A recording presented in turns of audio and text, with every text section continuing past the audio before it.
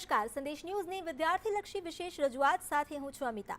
દર્શક મિત્રો, 2-10મા ધોરણના મહત્વના વિષયોની વાત કર્યા બાદ આપણે કોમર્સના મહત્વના વિષયો સમજ્યા અને આજે આપણે વાત કરીશું સાયન્સ એટલે કે વિજ્ઞાન પ્રવાહના મહત્વના વિષય એવા ગણિતની। આ વિષય જેટલો અઘરો એટલો જ મહત્વનો છે। વિજ્ઞાન પ્રવાહના વિદ્યાર્થીઓ માટે આજનો આ કાર્યક્રમ સૌથી મહત્વનો સાબિત થશે। આ વિષયમાં કેવી રીતે સારામાં સારા ગુણ મેળવી શકાય, કયા ચેપ્ટર સારી રીતે તૈયાર કરવાથી નબળા વિદ્યાર્થીઓ પણ પાસ થઈ શકે, આ તમામ બાબતે આજના આ કાર્યક્રમમાં વિદ્યાર્થીઓને સંપૂર્ણ અને સચોટ માહિતી આપવામાં આવશે। જુઓ અમારી વિશેષ રજૂઆત। All the best.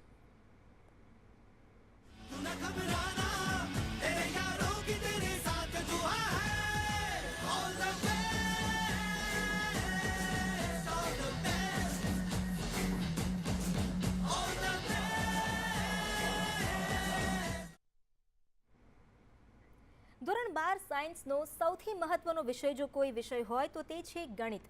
આખો વિષય સૂત્રો અને સિદ્ધાંતો પર આધારિત હોય છે, પરંતુ આજ એક એવો વિષય છે કે જેમાં ભલભલા વિદ્યાર્થીઓનો પરસેવો છૂટી જાય છે અને આજ એક એવો વિષય છે કે જેમાં 100માંથી 100 માર્ક્સ પણ મેળવી શકાય છે। ધોરણ 12 સાયન્સના ગણિતમાં ક્યાંથી મહત્તમ માર્ક્સ આવી શકે, કયા ચેપ્ટર્સ મહત્વના છે અને ખાસ કરીને નબળા વિદ્યાર્થીઓએ કેવી રીતે પેપર લખવું જોઈએ તેના પર આપણે પૂર્ણ ચર્ચા કરીશું। આપણી સાથે ઉપસ્થિત છે 12 સાયન્સના ગણિતના નિષ્ણાંત, પરંતુ તે પહેલા સામાન્ય બાબતો પર જોઈએ એક અહેવાલ કે 12 સાયન્સ ગણિતના પેપરની પેપર સ્ટાઇલ કેવી છે, કેવી રીતે પેપરનું ઇવેલ્યુએશન થાય છે।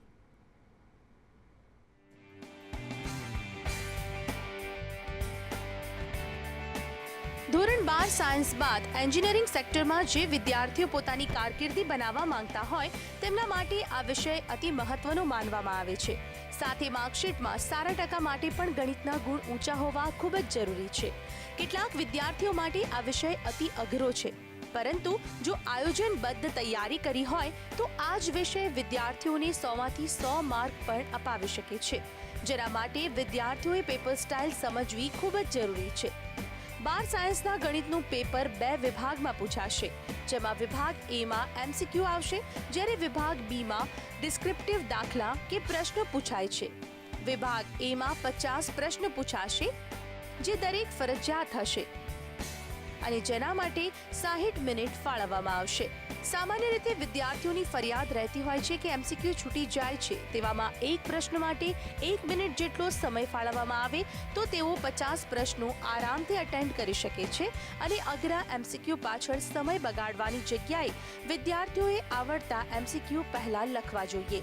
સૌપ્રથમ હું માનતા સુધી ગણિતમાં જનરલી છોકરાઓ બહાર નીકળે એમ કહેતા કે સાહેબ પેપર પૂરું ના થયું એમ કહે, અમારામાં ટાઈમ ખૂટે જ, કારણ કે 50 પ્રશ્ન છે અને 1 કલાક છે, એટલે લગભગ 1 મિનિટ 1.1 મિનિટ જેવું દરેક પ્રશ્ન પાછળ થાય, રાઈટ। તો છોકરાએ સૌપ્રથમ શું કરવું જોઈએ કે દાખલા તરીકે હું ગણિતની વાત કરું તો સદિશ છે, તો છોકરો જે 10 મિનિટ વાંચે ને એ પહેલાં એણે એવું કરવાનું કે સદિશ છે તેના ઉપર પહેલાં એ ટીક કરી નાખે બાજુ પેપરમાં। સબ્જેક્ટિવની વાત કરીએ તો વિદ્યાર્થીઓને 2 કલાકનો સમય આપવામાં આવે છે, જેમાં વિદ્યાર્થીઓને 3 માર્કથી લઈ 4 માર્કના દાખલા પૂછાય છે। જો મોસ્ટ આઈએમપી દાખલાની વાત કરીએ તો સંકલન અને પ્રકરણના દાખલા અતિ મહત્વના મનાય છે। દરેક પ્રકરણમાંથી પ્રકરણ પૂછવામાં આવતું જ હોય છે। જો વિદ્યાર્થી ફક્ત પ્રકરણ અને પરીક્ષા આપે તો પણ સારા માર્કે પાસ થઈ શકે છે। હા, પૂછાય 100%। સંકલનના 4 માર્કના દાખલા, હવે એનું તો એના સવિસ્તાર તમને જણાવું તો ખૂબ જ લાંબુ થાય, પણ 4 માર્કના સંકલનના દાખલા છે, હું માનતો છું પ્રકરણ કરીને ગયા હોય ને તો એ રીતનો એક જ દાખલો તો મળી જ જાય। શક્ય હોય ત્યાં સુધી દરેક ચેપ્ટરમાંથી પ્રકરણ કરો ને તો પણ ચાલે, એ વારંવાર પૂછાતા હોય છે। તો નબળા વિદ્યાર્થીઓ પર સદિશ પર વધુ ધ્યાન આપવું જોઈએ, કારણ કે બોર્ડની પરીક્ષામાં 30 માર્કનું સદિશ પૂછાય છે। આ ઉપરાંત વિકર સમીકરણ ઉપરાંત સંકલનમાં નિયત સંકલનના દાખલા પર વધુ ધ્યાન આપવામાં આવે તો 50 માર્ક આસાનીથી લાવી શકાય છે। સારામાં સારું સદિશ 30 માર્કનું સદિશ પૂછાય છે। સદિશ તો કોઈ પણ સાદામાં સાદા છોકરાને આવડે એટલે એના 30 માર્ક તો આવી ગયા, બરાબર છે। પછી રહ્યું વિકલ સમીકરણ, બહુ જ સહેલું, એ 14 ગુણનું છે, એટલે 30 ને 14 45 ગુણ તો થઈ ગયા, એટલે પાસિંગ માર્ક આવી જાય। સંકલનમાં નિયત સંકલનનો સાબિત કરવાનો દાખલો એને આવડી જાય, એટલે બીજાને 3-4 માર્ક આવે, એટલે 50 માર્કનું છોકરો ઇઝીલી એટેમ્પ કરી શકે। આ ઉપરાંત દાખલામાં વિદ્યાર્થીઓએ સૂત્રો લખવાનું અચૂક યાદ રાખવું જોઈએ। કારણ કે સૂત્રોના પણ માર્ક મળતા હોય છે. સાથે જ સ્ટેપ બાય સ્ટેપ દાખલા ગણવાનો આગ્રહ રાખવો જોઈએ, કારણ કે તેમ ન કરવાથી વિદ્યાર્થીઓને નુકસાન પણ જઈ શકે છે. સંકલનની અંદર વાત કરું તો ઘણા છોકરાઓ શું કરે છે, સંકલનમાં દાખલા તરીકે આદેશના દાખલા લખે કે ભાઈ x બરાબર 2 sin θ લેતા, પણ એ લોકો એ ભૂલી જાય છે કે થીટા શેમાં લેવાનો. થીટા જો 0 થી π/2 હોય ને તો સારું પડે, એ લખવાનું જ એ છોકરાઓ ભૂલી જતા હોય છે. બીજું, નિયત સંકલનનો કહું, આદેશ દીધા પછી લિમિટ ચેન્જ નથી કરતા, એ ના ચાલે. અને શક્ય હોય ત્યાં સુધી હું માનું ત્યાં સુધી જો તમારે પૂરા ગુણ લાવવા હોય તો દરેકની અંદર તમારે સૂત્ર દર્શાવવું જરૂરી છે. જો સૂત્ર દર્શાવ્યું હશે તેનો અડધો ગુણ એ લોકો આપશે. 4 ગુણ હશે એને સીધા કંઈ ખરો છે એટલે 4 માર્ક આવી નહીં દે. એ લોકોએ શું, કદાચ તમે લખતા સ્ટેપ ઓમિટ કર્યો છે ને તો બોર્ડમાં એ લોકો શું કરશે, S/ કરીને ઓળખે, એટલે સ્ટેપ ઓમિટ કરીને તમારો અડધો માર્ક કાપી કાઢશે. એટલે શક્ય હોય ત્યાં સુધી હું માનું ત્યાં સુધી સૂત્ર દર્શાવવું જરૂરી છે. આમ આયોજનબદ્ધની તૈયારી વિદ્યાર્થીઓને ચોક્કસથી ગણિત જેવા અઘરા વિષયમાં પણ સફળતા અપાવશે. આશુતોષ ઉપાધ્યાય, સંદેશ ન્યૂઝ, અમદાવાદ. તો વિદ્યાર્થી મિત્રો, ધોરણ 12 વિજ્ઞાન પ્રવાહના ગણિતના વિષયને લગતા આપના કોઈ પણ મૂંઝવતા પ્રશ્નો હોય તો આપ 07926765484 અથવા 85 કે 86 પર ફોન કરીને પૂછી શકો છો.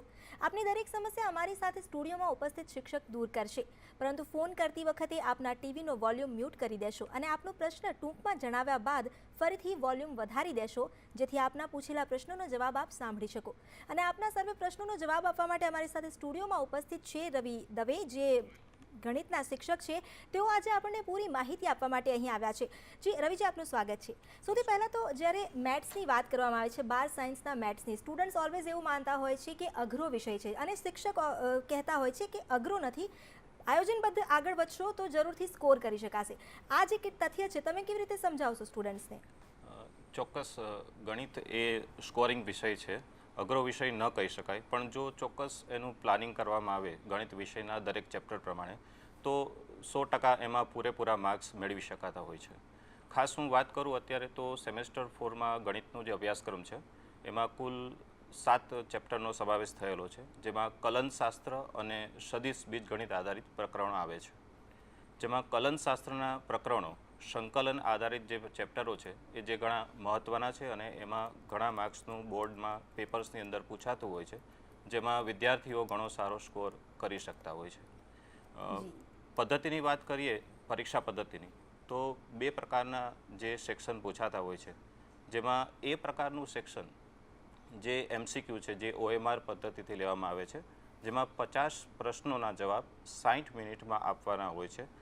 થોડું મુશ્કેલ છે ગણિત જેવા વિષય માટે, કારણ કે લગભગ ગણતરીઓ કરવી પડતી હોય છે, દરેક ચેપ્ટરમાં ફોર્મ્યુલાનો યુઝ કરવો પડતો હોય છે. પણ એમાં પણ જો ચોક્કસ પ્લાન આઉટ કરવામાં આવે કે જે 50 પ્રશ્નો છે એમાંથી શરૂઆતમાં જે સમય મળે છે રીડિંગ માટેનો, એમાં કયા પ્રશ્નો સારી રીતે કરી શકાય અથવા કયા પ્રશ્નોમાં એ લોકો એના સૂત્ર છે, કઈ ફોર્મ્યુલા યુઝ થવાની છે, એ જો વિદ્યાર્થીઓ થોડો સમય પહેલાં વિચારી લે તો જ્યારે એકચ્યુઅલ એ લોકોને 60 મિનિટનો સમય મળતો હોય છે ત્યારે લગભગ એ લોકોને મુશ્કેલી પડતી હોતી નથી અને કદાચ એ પેપર 60 મિનિટમાં પૂરું થઈ શકે. વિદ્યાર્થીઓની લગભગ એવી મૂંઝવણ હોય છે, ઘણા વિદ્યાર્થીઓ એવી ફરિયાદ કરતા હોય છે કે પેપર પૂરું થઈ શક્યું નથી, 60 મિનિટના સમય લેન્ધી લાગે છે, અમુક પ્રશ્નો ઘણા લેન્ધી છે.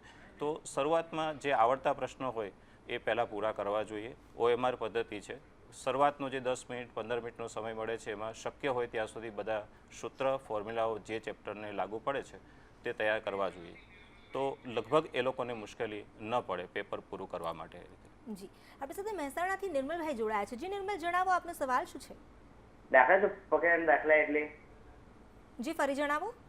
પકડ્યા દાખલા છે, દાખલા કેવા પ્રકારના? જી, પ્રક્રિયાના દાખલા એટલે નિર્મલભાઈ જે ઉદાહરણમાં આપેલા હોય છે દાખલા, જે ઉદાહરણ પૂરા થયા પછી પ્રક્રિયા ઉદાહરણ તરીકે આપતા દાખલા હોય છે એને પ્રક્રિયાના દાખલા કહેતા હોય છે. એટલે એ ઉદાહરણના દાખલાઓ તૈયાર કરવા જોઈએ, જેમાંથી ઘણું ખરું બોર્ડમાં એ પ્રશ્ન અથવા એ આધારિત પ્રશ્ન પૂછાતા હોય છે. જે મતલબ કહી શકાય કે જે પ્રકરણના દાખલા છે તેનું બોર્ડમાં એટલું ભાર ખરું કે જેથી પાસિંગ સ્કોર કરી શકાય? ચોક્કસપણે. એ કરી શકાય જે અને એ ખાસ કરીને જે ડિસ્ટ્રક્ટિવ પાર્ટ છે, પાર્ટ બી છે આપણા પેપરમાં પૂછાતો, એમાં એ દાખલાઓ લગભગ 3 ગુણ અથવા 4 ગુણમાં પૂછાતા હોય છે. તો જેમાં એ વિદ્યાર્થીઓ કદાચ તૈયાર કરીને જાય તો એ દાખલાઓ અથવા એ આધારિત દાખલાઓમાં ચોક્કસપણે વિદ્યાર્થી સારો સ્કોર કરી શકે છે. જી આપે જે જણાવ્યું છે કે કલનશાસ્ત્ર અને સદીશ એમ 2 પ્રકારના ભાગ હોય છે. આપણે આ વિષય પર ચર્ચા કરીએ તે પહેલાં આપણી સાથે એક દર્શક મિત્ર જોડાયા છે જેમનો સવાલ છે. જી જણાવો, આપનો સવાલ શું છે?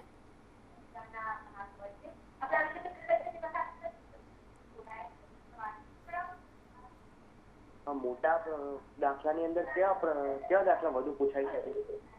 મોટા દાખલાની વાત કરીએ તો આપણે જે વિભાગ બી છે જે 50 માર્કનું છે પેપર પ્રશ્ન પદ્ધતિ પ્રમાણે, જેમાં 4 ગુણના 4 પ્રશ્ન પૂછાશે જે મોટા દાખલાઓમાં કહી શકાય. જે 4 ગુણના 4 પ્રશ્ન પ્રકરણ નંબર 1, 2, 3 અને 5માંથી પૂછાતા હોય છે. તો આ જે 4 પ્રકરણ છે એ આધારિત તમે જે પ્રક્રિયા દાખલાઓ છે અથવા એના જે સ્વાધ્યાયમાં આવતા લોંગ ક્વેશ્ચન જેને કહી શકાય એ તમે જો તૈયાર કરો છો તો તમે ચોક્કસપણે એમાં 16 માર્કનું એ સેક્શન હોય છે, 4 માર્કના ગુણનું, એમાં 16માંથી મહત્તમ માર્ક તમે સ્કોર કરી શકો છો. જી સંકલનના દાખલાઓનું કેટલું વેટેજ હોય છે પેપરમાં? સંકલનના દાખલાઓ આમ તો પ્રકરણ નંબર 2, 3, 4 અને 5 સંકલન આધારિત, એટલે જે કલનશાસ્ત્ર કહી શકાય છે એ આધારિત પ્રકરણો છે. પણ ખાસ કરીને ચેપ્ટર 2 અને 3ની આપણે વાત કરીએ તો ચેપ્ટર 2નું વેઇટેજ 16 માર્કનું છે બોર્ડમાં અને ચેપ્ટર 3નું વેઇટેજ 14 માર્ક્સનું છે. અને ચેપ્ટર 2માંથી પણ 2 માર્ક્સના અને ચેપ્ટર 3માંથી 2 અને 3 માર્ક્સના સમ્સ અને 4 માર્ક્સના સમ્સ પણ પૂછાતા હોય છે. એટલે એ જો પ્રકરણ તૈયાર કરે છે વિદ્યાર્થી તો ચોક્કસપણે એમાં સારો એવો સ્કોર કરી શકે છે. જે પેપરને જોવામાં આવે તો એમસીક્યુ અને ડિસ્ક્રિપ્ટિવ એમ 2 પ્રકારના ક્વેશ્ચન્સ હોય છે, ત્યારે આપની શું સલાહ હોય છે કે કઈ રીતે પહેલા પ્રશ્નને અટેન્ડ કરવો? ખાસ કરીને ટાઈમ મેનેજમેન્ટની આપણે વાત કરી છે અગાઉ પણ, તો જ્યારે છોકરાઓ એવું કહેતા હોય છે કે પેપર રહી ગયું, પરંતુ એવા કયા પ્રશ્નો છે જે પહેલાં અટેન્ડ કરીને પાસિંગ માર્ક સ્કોર કરી શકે અને પછી તે આખું પેપર પણ અટેન્ડ કરી શકાય? ચોક્કસપણે જે હમણાં આગળ વાત થઈ એ પ્રમાણે કે જે 4 ગુણના દાખલાઓ પૂછાતા હોય છે જે 4 પ્રકરણને આધારિત, એ જો વિદ્યાર્થીઓ પહેલાં એટેમ્પ કરે બરાબર તો એનાથી આ થોડો એ લોકોનો આત્મવિશ્વાસ પણ વધશે જ્યારે પેપર લખતા હોય છે ત્યારે, કે એ ગુણના દાખલાઓ એટેમ્પ કરવાથી એને એવું થશે કે ઘણા સારા માર્ક્સનો એ સ્કોર કરી શકશે આગળ જતાં. તો એ વિભાગ જે 4 ગુણનો જે પ્રશ્ન છે એ લોકો જો સોલ્વ કરે છે પહેલાં તો ચોક્કસપણે પાર્ટ બી માટે આત્મવિશ્વાસ વધી શકે છે. અને પાર્ટ એ માટે આગળ મેં તમને કહ્યું એ જ રીતે કે જો એ જે આવડતા સમ્સ છે પહેલાં જે એ લોકોને રીડિંગ ટાઈમ મળે છે એ રીડિંગ ટાઈમમાં પોતાના સોલ્યુશન્સ ફોર્મ્યુલા એ રિવાઇઝ કરી લે છે તો ચોક્કસપણે એ પેપર જે OMR પદ્ધતિથી લેવાય છે 50 માર્ક 60 ગુણ મિનિટનું પેપરનું એ પૂરું કરી શકશે. જી આપણે જે ફોર્મ્યુલાની વાત કરી છે, ખાસ કરીને દાખલાનો વિષય હોય ત્યારે ફોર્મ્યુલા અને જે સ્ટેપ બાય સ્ટેપ રીત કરવામાં આવતી હોય છે તેનું પણ મહત્વ હોય છે. તો સ્ટુડન્ટ્સને આપ શું સલાહ આપશો, ખાસ કરીને દાખલા કરવામાં શું ખાસ સાવચેતી રાખવી? ચોક્કસપણે વિભાગ બીમાં 2 માર્ક, 3 માર્ક અને 4 માર્કના જે પ્રશ્નો પૂછાય છે જેમાં 2 માર્કના 8 પ્રશ્નો હોય છે, 3 માર્કના 6 પ્રશ્નો હોય છે અને 4 ગુણના 4 પ્રશ્નો પૂછાતા હોય છે. એ સબ્જેક્ટિવ પાર્ટ કહેવાય છે, ડિસ્ટ્રક્ટિવ પાર્ટ કહેવાય છે. એટલે એની માટે જો વિદ્યાર્થીઓ ચોક્કસપણે રીત સાથે, પદ્ધતિ સાથે જો દાખલો ગણે છે તો કદાચ એનો ઉત્તર આન્સર કદાચ ખોટો હશે તો પણ એને રીતના પદ્ધતિના માર્ક મળે છે. એટલા માટે વિદ્યાર્થીઓ સૌથી પહેલાં કોઈપણ દાખલો ગણતી વખતે, વિભાગ બીના કોઈપણ દાખલો ગણતી વખતે પહેલાં એની માટેના જરૂરી સ્ટેટમેન્ટ બરાબર, એટલે કે જે જરૂરી વાક્ય હોય છે એ અથવા જરૂરી સૂત્ર લખે છે વિદ્યાર્થી અને પછી એમાં વેલ્યુ, એટલે કે જે એની જે ઇક્વેશન્સ માટેના જે વેલ્યુ આપેલી હોય છે ક્વેશ્ચન વાઇઝ એ એપ્લાય કરે છે તો ચોક્કસપણે એનો એ સાચો ઉત્તર પણ મળી શકે છે. અને કદાચ એક સમયે જો એનો ઉત્તર ખોટો પડે છે તો રીતના માર્ક મળી શકે છે. એટલે અહીંયા 0 માર્ક મળવાના ચાન્સ લગભગ નથી રહેતા. એ 2 માર્કનો પ્રશ્ન હોય કે 3 માર્ક્સનો પ્રશ્ન હોય તો કદાચ એ સાચો ઉત્તર ન મળે તો એને 2માંથી 1 અથવા 1.5, 3માંથી એ રીતે પૂર્ણ માર્ક્સ મળી શકે છે. જી આપણે જે વાત કરી રહ્યા છીએ, સ્ટુડન્ટ્સ જ્યારે કેટલાક સ્ટુડન્ટ્સ નબળા પણ હોય છે તો તે લોકો વધારે માર્ક્સ ગેઇન કરવા માટે શું કરી શકે છે? ખાસ કરીને કોઈ એવી ટિપ્સ કે એવા ચેપ્ટર ખાસ હોય કે જેનું વેટેજ વધારે હોય અને તેઓ કરી શકે? ચોક્કસપણે કહીશ એ બાબતે. સદીશના જે ચેપ્ટર છે પ્રકરણ 6 સદીશ બીજગણિત અને પ્રકરણ 7 ત્રિપરિમાણીય ભૂમિતિ, એ બંને પ્રકરણનું કુલ થઈને 30 માર્કનું બોર્ડમાં પૂછાતું હોય છે, પાર્ટ એ અને પાર્ટ બી બંનેમાં. તો જો એ બંને પ્રકરણ વિદ્યાર્થીઓ અત્યારે હાલના તબક્કે, નબળા વિદ્યાર્થીઓ ખાસ કરીને જો એ હાલના તબક્કે તૈયાર કરે છે તો એને સારો એવો સ્કોર બોર્ડની અંદર થઈ શકે છે, આત્મવિશ્વાસમાં વધારો આવી શકે છે અને એને કારણે કદાચ બીજા જે ચેપ્ટર છે સંકલન આધારિત આગળના શરૂઆતના ચેપ્ટર એમાં પણ થોડા આઈએમપી સમ્સ જે પૂછાતા સમ્સ હોય છે 3 માર્કના 4 માર્કના ગુણના પ્રશ્નો એ પણ જો તૈયાર કરે છે તો નબળા વિદ્યાર્થીઓ ચોક્કસપણે હું માનું છું કે સારો એવો સ્કોર કરી શકશે. જી રવિજી, આપણી ચર્ચાને આપણે આગળ વધારીશું અને જે ગણિતના અન્ય વિષય છે, અન્ય ચેપ્ટર્સ છે તેની પણ વાત કરીશું, પરંતુ તે પહેલાં અમારી વિશેષ રજૂઆતમાં સમય થયો છે એક બ્રેકનો. Welcome back to all the best. આપણી સાથે રવિજી જોડાયા છે, ગણિતના નિષ્ણાંત શિક્ષક કે જેઓ વિદ્યાર્થીઓને માહિતી આપી રહ્યા છે. આપણે ચર્ચા કરી રહ્યા છીએ 12 સાયન્સના ગણિતની. જે સદિશની હમણાં વાત કરી રવિજી કે સદિશ એક વધારે વેટેજ ધરાવતું ચેપ્ટર છે, તો નબળા વિદ્યાર્થીઓ સદિશની સાથે અન્ય કયા ચેપ્ટર કરી શકે કે જેથી પાસિંગ સ્કોર પહોંચી જાય? નબળા વિદ્યાર્થીઓ ખાસ કરીને સદિશની સાથે જો પ્રકરણ નંબર 2 અને 3 સંકલન અને નિયત સંકલન આધારિત જે દાખલાઓનો મહાવરો થોડો વધારે કરે અત્યારે આ સમયે અને થોડી પ્રેક્ટિસ જો વધારે કરે તો ચોક્કસપણે એમાં માર્ક લાવી શકે છે, કારણ કે એ બંને ચેપ્ટર એકબીજા પર માળખા પર આધારિત ચેપ્ટરો છે. જો પ્રકરણ 2 સંકલન તૈયાર કરવામાં આવે છે, એની પદ્ધતિ, એની ફોર્મ્યુલા, થિયરી અને સમ્સ ક્લિયર હોય છે સ્ટુડન્ટ્સને, તો આગળ જતાં એ ચેપ્ટર 3માં લગભગ એને મુશ્કેલી પડતી નથી, કારણ કે નિયત સંકલન એ સંકલન આધારિત જ ચેપ્ટર છે. ફક્ત તેમાં લિમિટ મૂકવામાં આવતી હોય છે અને લિમિટ મૂકવાથી એનો ચોક્કસ આન્સર મળી શકતો હોય છે. એટલે પહેલાં જો વિદ્યાર્થીઓ પ્રકરણ 2 તૈયાર કરે અને પછી પ્રકરણ 3 તરફ અથવા પ્રકરણ 4ની તૈયારી આગળ કરે છે તો લગભગ એને મુશ્કેલી પડતી નથી અને સદિશની સાથે પ્રકરણ 2 તૈયાર થવાથી કદાચ પ્રકરણ 3ની અંદર પણ વિદ્યાર્થી સારો એવો સ્કોર કરી શકે છે.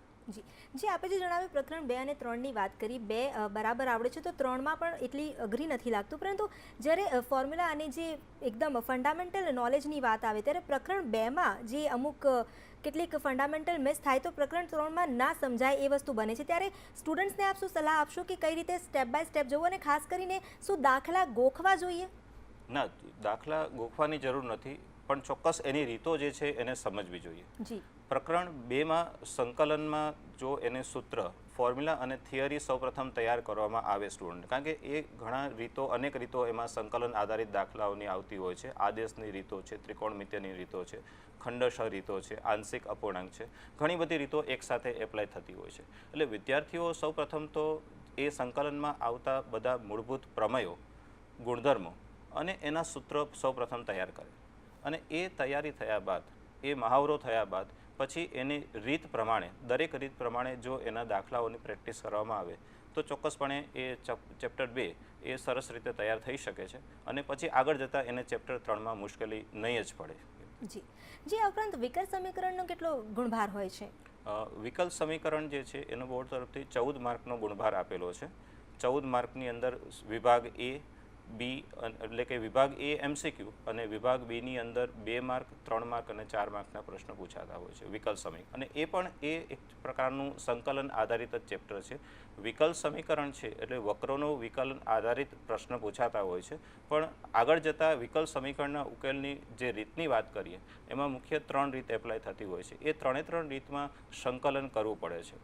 એટલે જો વિદ્યાર્થીઓ અત્યારે હાઈ સ્કોર કરવા માટે પહેલાં સંકલનના પ્રકરણો ચેપ્ટર 2 સરસ તૈયાર કરે છે તો એને ચેપ્ટર 3માં પણ ઘણો ફાયદો થાય છે અને ચેપ્ટર 5 પણ એને સારી રીતે તૈયાર થઈ શકે છે. જી આપણે જે જણાવ્યું છે કે એક ચેપ્ટર કરો તો તમને પાછળનું એક ચેપ્ટર આવડી જાય છે, આ પ્રમાણેની એક રચના છે, સિલેબસમાં એ રીતના આવે છે. હવે જ્યારે આપણે નબળા વિદ્યાર્થીઓની ખાસ કરીને વાત કરીએ, એક એવી માન્યતા હોય છે કે સ્ટુડન્ટ્સ છે ને દાખલા ગોખીને જતા રહે, કે આ ઉદાહરણ છે, આ પૂછાય છે, એ રીતે ગોખીને જતા રહે છે. તો આપનું શું માનવું છે, ખાસ કરીને જે ઉદાહરણ છે, પ્રકરણને જે છે એને કરવામાં આવે તો શું પાસિંગ સ્કોર થઈ જાય? ચોક્કસ એ સ્કોર થઈ શકે છે, પણ હું દાખલા ગોખવાની કે એ સલાહ અત્યારે નહીં આપું વિદ્યાર્થીઓને, કારણ કે લગભગ એવું બનતું હોય છે કે જે દાખલાઓ પૂછાતા હોય છે એ ચોપડી આધારિત હોય છે. ચોપડીના દાખલા પણ બોર્ડમાં પૂછાતા જ હોય છે, પણ ચોપડી આધારિત પણ ઘણા દાખલાઓ હોય છે. એટલે ત્યારે એ ગોખણપટ્ટી કરેલી જે વસ્તુ હશે કદાચ એનાથી વિદ્યાર્થી એ દાખલો નહીં ગણી શકે. ચોક્કસ પ્રયત્ન કરી શકશે, એટલે આગળ મેં તમને જણાવ્યું એ પ્રમાણે કદાચ એનો ઉત્તર સાચો નહીં હોય તો એને રીતના માર્ક મળશે. હું બધા જ 12 સાયન્સના વિદ્યાર્થીઓને એ અત્યારે સલાહ આપીશ કે વિદ્યાર્થીઓ વિભાગ બી માટે ચોક્કસ રીત સાથે કોઈ પણ દાખલો ગણે જ, કે ગણવાથી એને રીતના માર્ક્સ મળતા હોય છે. કદાચ સાચો ઉત્તર ન મળે પણ રીતના માર્ક્સ તો મળશે જ, કે જેથી એને સ્કોર સારો થઈ શકે. જી આપણી સાથે કૃણાલભાઈ જોડાયા છે. જી જણાવો, આપનો સવાલ શું છે? હલો. જી જણાવો. હા, કે ચોથા ચેપ્ટરમાં જે દાખલામાં આકૃતિ પૂછે છે, બરાબર, એ આકૃતિમાં આપણે આકૃતિ ના દોરીએ તો કેટલા માર્ક કપાય આપણે? ના, આકૃતિ ના દોરવાથી માર્ક કપાવે એવું નથી હોતું, પણ આકૃતિ જો દોરો છો તમે પ્રકરણ 4માં તો તેનાથી તમને ચોક્કસ નિયત બિંદુઓ, એના ક્ષેત્રફળનો એનો અંદાજ ક્લિયર થાય છે. એટલે એનાથી તમારે જે લિમિટ લેવાની હોય છે, અપર લિમિટ અને લોઅર લિમિટ, એ ચોક્કસ તમને ક્ષેત્રફળ માટે મળે છે અને એના કારણે તમારો જે એરિયા છે, જે ક્ષેત્રફળ છે, એનો સાચો ઉત્તર મળી શકતો હોય છે. એટલે મારું એવું માનવું છે કે પ્રકરણ 4ની અંદર દાખલાની અંદર આલેખ માટે જો તમે આકૃતિ દોરો છો તો એનાથી કન્સેપ્ટ પણ સારો થતો હોય છે અને બોર્ડમાં જે શિક્ષક જે ઉત્તરવહી તમારી ચેક કરે છે એના તરફ એક તમારી સારી ઇમ્પ્રેશન પણ થતી હોય છે કે કન્સેપ્ટ ક્લિયર કરીને જ આ વિદ્યાર્થીએ આન્સર લખેલો હોય છે. એટલે એના કારણે બીજા સેક્શન પર પણ સારી એવી અસર થતી હોય છે. ઇમ્પ્રેશન વિદ્યાર્થીઓની સારી પડે છે. જી, આપણી સાથે કચ્છથી હાર્દિકભાઈ જોડાયા છે. જી હાર્દિક, જણાવો આપનો સવાલ શું છે? હેલો. જી જણાવો. હા, એટલે સંકલન ને વિકલન ક્ષેત્ર નથી આવડતા મેથ્સમાં, ને ખાલી બે ક્ષેત્રમાંથી 20 માર્ક્સ લેવા હોય તો? મેં આગળ કહ્યું એ પ્રમાણે હતીભાઈ કે તમે સદિશ, બીજગણિત અને ત્રિપરિમાણીય ભૂમિતિ તૈયાર કરો. એ બંને પ્રકરણનું કુલ થઈને ગુણભાર 30 માર્કનો આપેલો હોય છે બોર્ડ તરફથી. તો એ 30 માર્ક તમે 30માંથી સારા એવા ગુણભાર તમે મેળવી શકશો એની માટે. અને એની સાથે સંકલન કદાચ નથી આવડતી એવો ડર ના રાખો. સંકલનમાં ખાસ કરીને મેં કહ્યું તે સૂત્ર, ફોર્મ્યુલા અને થિયરી ગુણધર્મ તૈયાર કરો અને એના આધારિત દાખલાની પ્રેક્ટિસ કરો થોડા સમયમાં, તો કદાચ ચેપ્ટર 2ની સાથે 3 અને 5માં તમને ઘણો ફાયદો થઈ શકશે. એટલે એને કારણે તમારો જે સ્કોર છે એ થોડો વધારે સારો આગળ જઈ શકે. જી રવિજી, આપણી ચર્ચાને આપણે આગળ વધારીશું અને વધુ કેટલીક વિષયોની વાત કરીશું, ચેપ્ટર્સની વાત કરીશું, પરંતુ તે પહેલાં ફરી સમય થયો છે એક બ્રેકનો. Welcome back to all the best. આપણે ચર્ચા કરી રહ્યા છીએ 12 સાયન્સના ગણિતની. આપણી સાથે જોડાયા છે રવિજી. રવિજી, આપણે જે વાત કરી રહ્યા છે સંકલન અને વિકલન, જે ખૂબ જ મહત્વના ટોપિક છે, વિદ્યાર્થીઓને ખાસ કરીને ખૂબ ડર લાગતો હોય છે સંકલનમાં. આપનું શું માનવું છે, શા માટે? સંકલનમાં મૂળભૂત એ રીતે છે કે સંકલન એ આગળના માળખું, એને પ્રતિવિકલન કહેવામાં આવતું હોય છે. એટલે જે આગળનું વિકલન પ્રકરણ આધારિત એ ચેપ્ટર છે. એટલે જો પહેલાં વિકલન સ્ટુડન્ટ્સને જો કન્સેપ્ટ ક્લિયર ન હોય, વિકલન તૈયાર કરેલું ન હોય, તો સંકલનમાં મુશ્કેલી પડતી હોય છે. આ એક પહેલું કારણ હોઈ શકે. બીજું એ કે સંકલનની અંદર રીત, અલગ અલગ દાખલાઓની પદ્ધતિ ઘણી બધી છે. આદેશ લેવાની રીત છે, ખંડશઃ સંકલનની રીત છે, આંશિક અપૂર્ણાંકની રીત છે, અને એ ઉપરાંત પણ જે દરેક રીતના દાખલાઓ છે એમાં પણ ઘણી પેટા રીત આવતી હોય છે કે જેથી એ સંકલન વિધેયનું સંકલન થઈ શકતું હોય છે. એટલે કદાચ વિદ્યાર્થીઓ એ બધી રીતો કદાચ સમજી ન શકતા હોય, તૈયાર ન કરી શકતા હોય, એટલે કદાચ સંકલનનો ડર લાગતો હોય છે. પણ હું એ લોકોને, વિદ્યાર્થીઓને એટલું જ કહીશ અત્યારે કે સંકલન માટે પહેલાં સૂત્ર અને થિયરી સમજો, એને તૈયાર કરો એ થિયરીને. પછી એવું લાગતું હોય કે કદાચ તૈયાર નથી થતા સમજતો, રીત પ્રમાણે દરેક દાખલાઓનો વિભાગ પાડી દો કે ખંડશઃ સંકલનના દાખલા છે, આદેશની રીતના દાખલા છે. આદેશની રીતના દાખલા સાથે એમાં ત્રિકોણમિતીય રીતના દાખલા હોય છે. એટલે કેટલી રીતો છે એ રીતોના વિભાગ એ પાડો અને પછી વિભાગ પાડ્યા પછી એને એ પ્રમાણે મહાવરો કરો, પ્રેક્ટિસ કરો, તો ચોક્કસપણે એ સંકલનનો ડર છે એ દૂર થઈ જશે. જી જી, આ ઉપરાંત જે ત્રિપરિમાણીય ભૂમિતિની આપણે વાત કરી છે, તો તેમાં કોઈ સ્પેશિયલ આવી રીત કે એવી કોઈ ફંડા હોય છે કે જે સ્ટુડન્ટ્સે ધ્યાન રાખવા? ત્રિપરિમાણીય ભૂમિતિ એક સરળ પ્રકરણ અને ખાસ અગત્યનું પ્રકરણ છે, કારણ કે બોર્ડનું વેઇટેજ 16 માર્ક્સનું છે. બોર્ડમાં પૂછાવાના પેપરનું વેઇટેજ 16 માર્ક્સનું છે આ ચેપ્ટરથી. અને એ ચેપ્ટર કદાચ સદિશ આધારિત છે અને સરળ ચેપ્ટર હોવાથી વિદ્યાર્થીઓને તૈયાર થઈ શકે છે. સૌથી પહેલાં 7મા ચેપ્ટર ત્રિપરિમાણીય ભૂમિતિ માટે સૂત્રની માહિતી જે આપેલી છે બધી, એ બધા જ સૂત્ર તૈયાર કરવા અને એની સાથે પ્રકરણ 6માં આવતા પણ સૂત્ર તૈયાર કરવા, કારણ કે 6ના ઘણા સૂત્ર, જેમ કે ડોટ પ્રોડક્ટ છે, ક્રોસ પ્રોડક્ટ છે, એ બધા જ સૂત્ર પ્રકરણ 7માં એપ્લાય થતા હોય છે. એટલે સૌથી પહેલાં પ્રકરણ 6ના રીતો, મુખ્ય રીતો તૈયાર કર્યા બાદ પ્રકરણ 7ના સૂત્ર તૈયાર કરવા અને એને આધારિત રેખા અને સમતલના 2 વિભાગના દાખલાઓ વિભાગ પાડી અને તૈયાર કરવા, જેથી એ લોકોને સરસ એ ચેપ્ટરમાંથી 16માંથી મહત્તમ માર્ક મળી શકે. જી રવિજી, આપનો ખૂબ ખૂબ આભાર. આપ અમારી સાથે જોડાયા અને ગણિતના વિષય પર આટલી બધી માહિતી આપી. Thank you. તો દર્શક મિત્રો, અમારી પરીક્ષાલક્ષી વિશેષ રજૂઆતમાં આજે આટલું જ. પણ જતાં જતાં આપને અમે એક વાસ્તવિક સફળ સ્ટોરી બતાવીએ છીએ કે નબળા વિદ્યાર્થીઓ પણ જો ખંતથી મહેનત કરે તો તે આગળ આવી શકે છે. लगा कि यार मुझे अब कुछ करना चाहिए, अच्छे मार्क्स लाने चाहिए. कुछ पाने की हो आस आस, कोई अरमा हो जो खास खास आशाएं। मेरे बहुत सारे फेल्स आए थे, हर सब्जेक्ट में मैं फेल होता था। અડગમનના માનવીને હિમાલય પણ નડતો નથી. આ તો માત્ર પરીક્ષામાં પાસ થવાની વાત છે. તમે ટીવી સ્ક્રીન પર જેને જોઈ રહ્યા છો તે વિદ્યાર્થીનું નામ છે બહલ. બોર્ડની પરીક્ષા પહેલા તે 5 વિષયમાં નાપાસ થયો હતો, જેને લઈને તેના માતા પિતા પણ ચિંતામાં ગરકાવ થઈ ગયા હતા કે બહલ કેવી રીતે પાસ થઈ શકશે. मेरे बहुत सारे फेल्स आए थे, हर सब्जेक्ट में मैं फेल होता था। आई थिंक हाँ, ऑल द सब्जेक्ट में मैं फेल हो गया था।